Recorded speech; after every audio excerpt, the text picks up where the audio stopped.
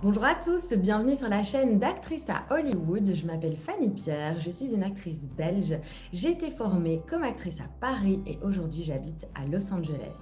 Bonjour, je m'appelle Savera Goulam, je suis indienne, je suis coach en image et je suis également spécialisée pour les femmes qui portent le voile.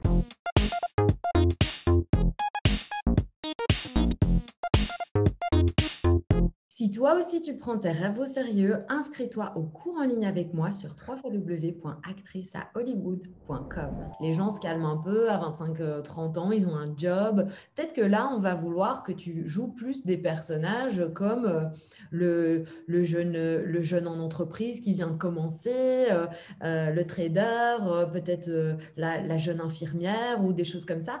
Et là, tu vas devoir un petit peu aussi adapter ton style. Alors peut-être que dans un coin de ta tête, tu es encore et toujours un rebelle, mais peut-être Hmm. que tu dois aussi amener autre chose parce que ton âge a changé, que tu grandis et que tu vas vers autre chose dans la vie et dans tes personnages. Donc, comment est-ce qu'à ce moment-là, tu introduis ça dans ta garde-robe? Alors là déjà, il y a deux choses à distinguer. Il y a soi et son âge, puis il y a le personnage, Mhm. d'accord? Il y a deux choses différentes. Donc, quel que soit son âge, là, il y a 7 étapes à respecter pour pouvoir faire évoluer son style. Et ces 7 étapes sont intemporel, si tu veux. Quel que soit ton âge, tu reviens au niveau de ces 7 étapes, tout simplement, et tu refais les exercices. Donc, premièrement, toujours le travail d'introspection. Savoir ce qui nous plaît, ce qui nous ressemble le plus, qui est la nouvelle personne qui n'existait pas hier. En tant qu'être humain, on est en constante évolution. Comme tu as dit, on ne s'habille pas de la même manière à 15 ans qu'à 30 ans, mais il n'y a pas que notre extérieur qui change, il y a aussi notre intérieur qui change. Donc Mhm. c'est pour ça qu'il est important de faire ce travail d'introspection. OK? Deuxièmement, c'est la morphologie. Notre corps va Oui, raconter notre histoire. notre histoire, mais tout à fait, c'est ça, nos expériences de la vie, nos grossesses, le stress qu'on a vécu pendant les examens, je sais pas, les hormones, etc. Tu vois? Dès lors qu'on ne se reconnaît plus dans les vêtements que l'on porte, c'est que quelque chose a changé en nous. Soit c'est notre intérieur, soit c'est notre constitution physique, notre extérieur. Troisièmement, connaître sa colorimétrie. Alors, je ne sais pas si tu es déjà... enfin, J'avais quand même regardé deux, trois choses sur ton site, donc je suis même un petit peu au courant, mais je dirais c'est d'accord. qui c'est tout parce que Donc, d'accord. Donc, en fait, si tu veux, notre visage, avec la couleur de nos yeux, de notre teint et de notre cheveux, la couleur naturelle de notre cheveux, va former une espèce de palette de couleurs, d'accord? Donc, il y a des couleurs qui vont naturellement sublimer notre teint et d'autres non. Chaque personne a un sous-ton de peau. Donc, ce n'est pas la couleur de notre peau, hein. C'est un sous-ton de peau qui s'inscrit beaucoup plus en profondeur.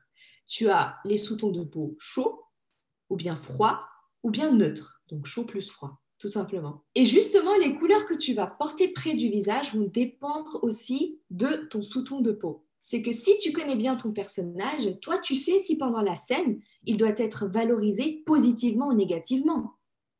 Tu vois, et à partir de là, tu pourras jouer avec la colorimétrie. Si toi, tu sais que tu as une colorimétrie froide, donc les couleurs froides te subliment naturellement, mais que ton personnage, tu veux juste qu'il reflète une image un peu ringarde, bah tu vas porter des couleurs chaudes. Donc toi, en tant que Fanny, ça va te desservir, mais ça va servir ton personnage. Si je prends un exemple, je voulais prendre l'exemple de Pretty Woman. Tu vois que parfois, consciemment, on n'arrive pas à savoir pourquoi, d'une scène à l'autre dans le même film, bah, au début, on trouvait l'actrice moche, pas belle et tout, mais au fur et à mesure qu'elle avance, bah, on se dit waouh, qu'est-ce elle s'est transformée et tout, comment ça se fait? Bah, quand tu regardes Julia Roberts, normalement, ce sont les sous-tons, elle a un sous-ton chaud, donc ce sont les couleurs chaudes qui la subliment naturellement.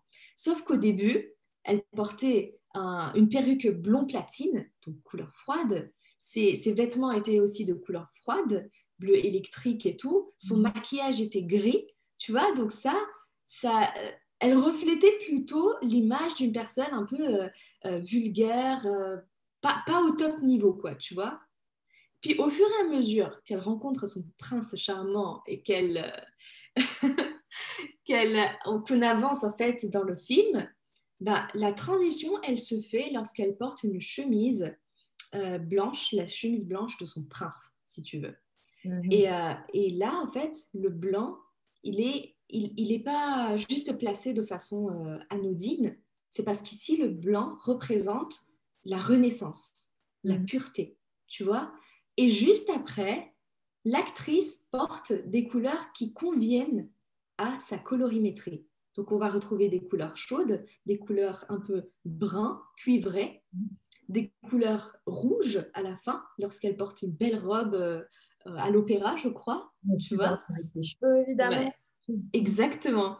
Donc voilà, tu vois, tout ça, tout ce qui ne valorisait pas Julia Roberts au début, au fur et à mesure, avec le jeu des couleurs, de la colorimétrie, on a appris à s'accrocher au personnage, à mieux l'apprécier, à mieux la sublimer, à la rendre plus charismatique et plus glamour à la fin.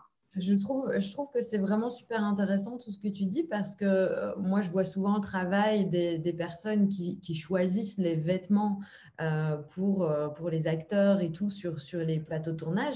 Et c'est vrai que c'est un travail énorme d'écriture, comme tu viens de le dire, parce qu'on écrit aussi la vie du personnage avec ses Mm. vêtements, etc.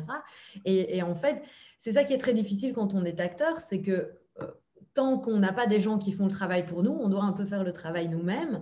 On doit décider les couleurs nous vont le mieux, comment s'adapter, machin, etc.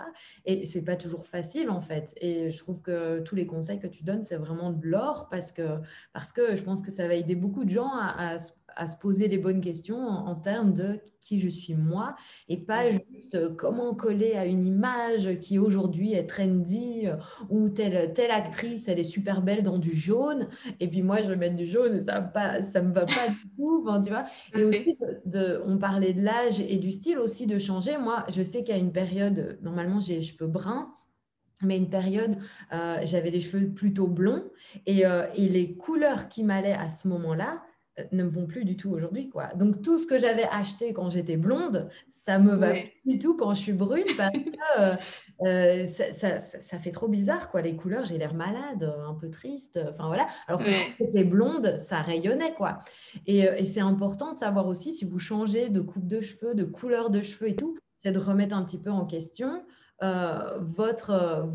votre garde-robe parce que avec une coupe de cheveux ou une autre ou une couleur de cheveux ou une autre, Mm. si par exemple un homme, parce qu'il y a beaucoup d'hommes à 30 ans ou même 25 qui deviennent chauves, qu'est-ce que ça aussi, ça va impliquer dans votre garde-robe et est-ce que vous pouvez toujours mettre le même genre de vêtements, etc. Est-ce que ça va toujours bien vous aller, quoi. Ouais, Et tout à parfois, il fait. faut être un peu honnête avec soi parce que c'est difficile le changement, c'est difficile de se voir, Mm. parfois changer, tu disais la morphologie du corps ou l'âge, c'est difficile parfois de se détacher de choses qu'on a vraiment aimées Ouais. et d'aller vers qui on est aujourd'hui. Mais je pense que quand on le fait, quand on arrive à le faire, on gagne parce que les gens ont envie de nous engager de nouveau parce qu'ils voient qu'on est bien avec qui on est aujourd'hui et qu'on Ouais. ne vit pas Qui est dans la authentique. nostalgie. Voilà, on ne vit pas dans la nostalgie de qui on était il y a 10 ans, quoi. Donc, je trouve ça Tout super à fait. intéressant et j'adore tout ce que tu venais de dire. Pour reprendre un peu les 7 étapes, travail d'introspection, morphologie, colorimétrie, d'accord. Quatrièmement, rapidement, on va déterminer les accessoires qui conviennent à notre morphologie et il faut faire attention aussi au métal en fait qu'on choisit dans les accessoires parce que ça dépend aussi de notre colorimétrie. Cinquièmement, faire le tri évidemment et dire au revoir à la personne que tu étais avant pour accueillir pleinement celle que tu es devenue aujourd'hui. Sixièmement, une fois que tu apprends à associer les couleurs ensemble, avec les couleurs basiques, les couleurs fortes, et ben ça, c'est un enseignement qui va rester toute ta vie. Ça va te servir toute la vie. Et septièmement, déterminer le nouveau style vestimentaire qui te convient et le relier à ta personnalité à l'étape 1. Soit revenir sur les 4 bases du vêtement, coupe, couleur, matière, imprimé. Et juste pour terminer avec ce point-là, pour aider les futurs acteurs, en fait, 3 points à prendre en considération quand tu achètes un vêtement. Premièrement, est-ce qu'il va être confortable pour toi? Pour le savoir, tu reviens à ta morphologie et à ta personnalité. Deuxièmement, est-ce qu'il est esthétique, pas selon les autres, mais selon toi, relatif à ton âge, à tes goûts perso? Et troisièmement, ton mode de vie. Est-ce que ce vêtement correspond à ton mode de vie? actuelle. Est-ce que tu dois prendre le métro? Quelle est la météo de la ville dans laquelle tu habites? Tu vois, etc., etc. Et on peut aussi rajouter 2 autres critères comme les valeurs. Par exemple, si tu es végane ou si tu as des valeurs religieuses ou si tu as d'autres types de valeurs qui sont importants pour toi, tu les retranscris dans tes vêtements. Et le besoin. Tous ces éléments vont te servir à déterminer ton style vestimentaire, à faire évoluer ton style en fonction de ton âge et ton personnage. J'aime beaucoup que tu parles des valeurs aussi parce que je pense que ça détermine vraiment ton style, tes valeurs. C'est vrai que moi, je suis végane et il y a plein de choses que je porte jamais parce que je suis végane et que ça rentre pas dans mon style et que même si je peux, quand je vais pouvoir discuter avec des gens sur des plateaux tournage ou quoi, je vais dire, ah, ça, j'ai pas envie de mettre parce qu'il y a du cuir, parce qu'il y a de la laine et tout. Et c'est important d'oser aussi, s'affirmer avec ses valeurs et qui on est dans ses vêtements. Donc j'aime beaucoup que tu dises ça. Il faut jamais, enfin je le dis souvent aux acteurs, mais il faut jamais aller contre vos valeurs et qui vous êtes parce que sinon vous allez vous blesser en fait. Que ce soit dans les choix que vous faites sur les plateaux de tournage, aussi bien dans les vêtements que les marques que vous allez représenter si vous faites de la publicité, des choses comme ça. Mais écoute, merci 1000 fois d'être venu nous rejoindre aujourd'hui. Je vais mettre tous les liens vers ton Instagram, vers ton site internet et tout pour que les gens puissent te retrouver, venir te poser des questions sur le garde-robe. Alors, attends-toi, je sais que quand je mets les liens, il y a beaucoup de gens qui viennent te poser des questions. Donc, attends-toi à avoir quelques questions. Et puis, si vous avez envie de devenir acteur et vous avez envie de prendre des cours avec moi, ça se passe sur actriceahollywood.com. Merci 1000 fois. Merci à toi. C'était un plaisir. Même pour moi aussi.